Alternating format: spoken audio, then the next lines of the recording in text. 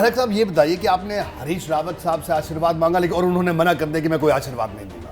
उन्होंने तो ये बयान दे दिया कि चुनाव आ रहे हैं, भंवरे मंडराते रहते, इस तरह के बयान उन्होंने दिए। इस पर क्या कहेंगे? अब देखिए, मैं वो बड़े हैं, उम्र में भी बड़े हैं और पार्टी के वरिष्ठ नेता हैं जी। मैं इस पर कोई टिप्पणी तो नहीं करूँगा, लेकिन मैंने इसलिए कहा कि भाई अगर कल पार्टी मुझे हरिद्वार से लड़ने पर विचार करती है तो निश्चित रूप से उसमें हरीश भाई का भी सहयोग चाहिए, सबका सहयोग चाहिए। अब वो क्या कह रहे हैं ये देखिए, ये तो उनका अपना सोच है कि वो क्या कह रहे हैं। और आप एक कार्यक्रम में हरिद्वार में थे, आप और हरीश रावत साहब, और आप दोनों के बीच बातचीत तक नहीं हुई, तो आशीर्वाद कैसे मिलेगा? भरत भाई ये बताइए। नहीं, इसलिए नहीं, क्योंकि मुझे जानकारी नहीं थी कि वो भी इस कार्यक्रम में आ रहे हैं जी।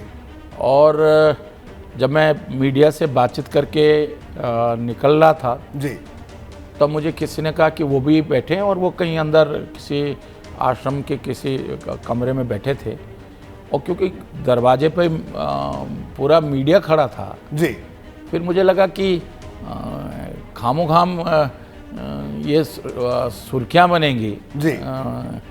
अब मैंने तो ये सोच के नहीं गया मिलने के लिए कि हम बातचीत करेंगे तो इस पे भी मीडिया अपने अपने स्तर पर सुर्खियाँ बनाएगा। जी। तो सुर्खियाँ ना बने, मैंने इसलिए सोचा कि हम तो मिलते रहते हैं आपस में, तो इसलिए मैं नहीं मिला कि तो आपने ये बताइए, अगर आपको हरिद्वार से चुनाव लड़ने की इच्छा जाहिर आपने की, तो हरीश रावत साहब से कोई व्यक्तिगत तौर पे आपकी बातचीत हुई है अभी कि आपने उनसे सहयोग मांगा हो? नहीं, मैंने हरीश भाई से अभी इस मामले में कोई बातचीत नहीं की, क्योंकि अभी देखो जल्दीबाजी है। यानी भविष्य में करेंगे बात आप? अगर पार्टी विचार करती है कल और मुझे कोई संकेत इस तरह के मिलते हैं तो मैं निश्चित रूप से उनसे भी बात करूंगा, सबसे करूंगा। देखिए अभी तो क्योंकि मैं एक तरह माहौल टटोल रहा हूँ जी। मैं अभी पौड़ी जिले के दौरे पे भी गया था जी। अब होता क्या है कि जब मैं विधानसभा का चुनाव होता है तो मैं जिस विधानसभा में दौरा करने लगता हूँ लोगों को लगता है कि मैं वहाँ से चुनाव लड़ रहा हूँ। जी। तो मैं अभी पौड़ी भी गया था, बीरोंखाल पौड़ी जिले के 2 विकास खंडों में, बल्कि सतपुली और बीरोंखाल और पोखड़ा भी गया था। जी। तो अब क्योंकि कार्यकर्ता के रूप में और एक पार्टी के जिम्मेदार कार्यकर्ता के रूप में अगर मैं काम कर रहा हूँ तो ये जरूरी नहीं कि कल कोई ज़रूरी नहीं कि चुनाव मुझे पार्टी लड़ाए। कल पार्टी कहती है नहीं भाई आपको नहीं लड़ना, कोई और लड़ेगा, तो हम उसके लिए काम करेंगे। जी। तो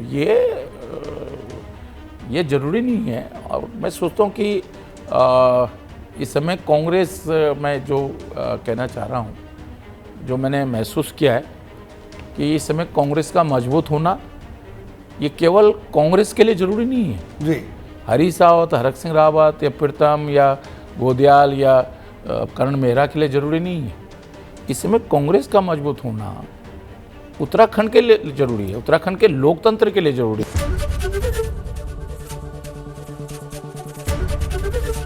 एबीपी गंगा, खबर आपकी, जुबान आपकी।